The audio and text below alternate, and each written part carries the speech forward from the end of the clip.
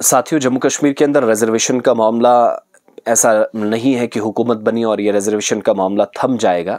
Reservation का मामला मज़ीद ज़ोर पकड़ रहा है कि ओपन मेरिट वालों के साथ जो नाइंसाफ़ियाँ की जा रही हैं, जो इनजस्टिस है नौकरियों के मामले में, रिजर्वेशन के मामले में, रिक्रूटमेंट्स के मामले में, इस पर विद इन सरकार बहुत सारे लोग हैं जो सरकार से ये तवक्को कर रहे हैं कि एक तो फ़ैसला बहुत जल्द उमर अब्दुल्ला की गवर्नमेंट लेगी और दूसरा ये भी एक्सपेक्ट कर रहे हैं, तवक्को की जा रही है कि अगर हुकूमत इसमें कोई पेशरफ्त करती है तो ठीक, उनके साथ जाया जाएगा, लेकिन अगर नहीं होता है तो फिर मुतनब्बे भी किया गया कि वो एहतिजाज पर भी जाएंगे। खुद नेशनल कॉन्फ्रेंस के अंदर कई लोग इस बात से इत्तफाक नहीं रखते कि जो रिक्रूटमेंट्स की जा रही हैं, पहले रिजर्वेशन पॉलिसी जो मंशूर में कहा गया था उसको रिवाइज किया जाए, एक बार देखा जाए, उस पर नज़रसानी की जाए।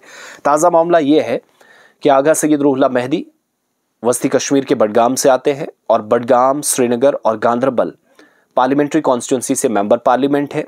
वहीद पर्रा और अशरफ मीर को असेंबली से पहले जो लोकसभा चुनाव हुए, इलेक्शंस हुए, उनमें हराया और इसके बाद इनने उमर अब्दुल्ला के बड़ी करीबी भी हैं, बड़े क्लोज हैं, 370 वाले मामले पर बड़ी बेबाक राय रखते हैं, नाराज़ भी काफ़ी नजर आए।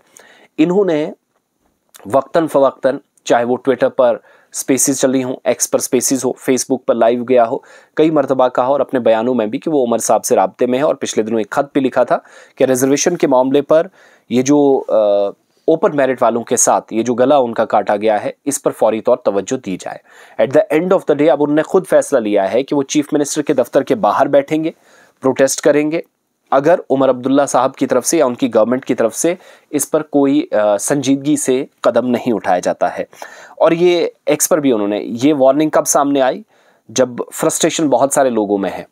मैक्सिमम लोग मानते हैं कि ये जो टोटल 70% के आसपास ओपन मेरिट वाली पॉपुलेशन है, उसमें 26% के आसपास ही रिजर्वेशन देने का मतलब ये है, सिर्फ 26% के आसपास जो जॉब्स हैं, 70% पॉपुलेशन ओपन मेरिट वालों के लिए, ये सबसे बड़ी नाइंसाफ़ी है जिसको दूर करना पड़ेगा उमर अब्दुल्ला को, जो उन्होंने 8 अक्टूबर से पहले कहा था। नंबर 1।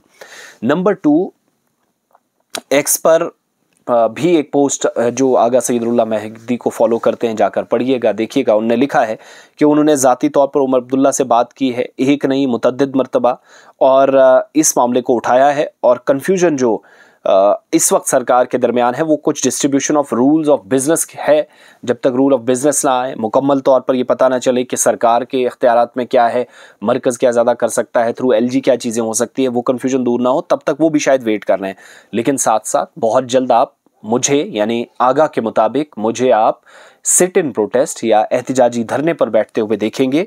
अगर बाकी साथियों के साथ मुझे जाने की ज़रूरत तब पड़ सकती है अगर गवर्नमेंट ने कोई ख़ास तवज्जो इस पर नहीं दी, विच मीन्स ये मामला, while I respect the institution of elected government and their rights to make decision, I think it is fair and logical to give them some time to find a solution। ये government को कह रहे हैं कि government को थोड़ा वक्त देना चाहिए मसाइल का हल तलाशने के लिए। At the same time understand the urgency of the matter, इस मामले की हसासियत को समझते हुए therefore I would request all you wait till I attend the parliament session. 25 नवंबर से 22 दिसंबर तक जो पार्लियामेंट सेशन होगा वहां पर वो बोलेंगे।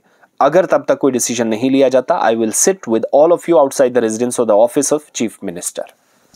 अब ये मामला यहां से आगे बढ़ेगा। और ताज़ा मिसाल ये है कि 575 पोस्टें निकली एजुकेशन डिपार्टमेंट में लेक्चरर्स की।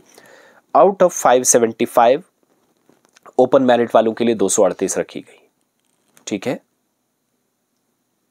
और इसके अलावा जो 338 के आसपास सीट्स बचती हैं, 340 के आसपास सीटें वो रख दी गई मुख्तलिफ कैटेगरीज के लिए।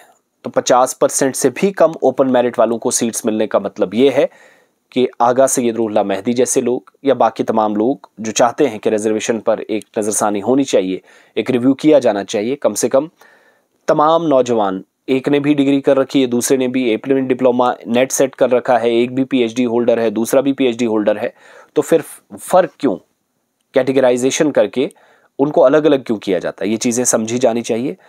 इस पर आप देखेंगे कि आगा सैयद रूहुल्लाह मेहदी नहीं, बहुत सारे लोग, वहीदुर रहमान पर्रा भी जो पुलवामा से MLA चुनकर आए, वो बड़े सख्त मिजाज के, इस मामले में बड़े सख्त नज़र आए।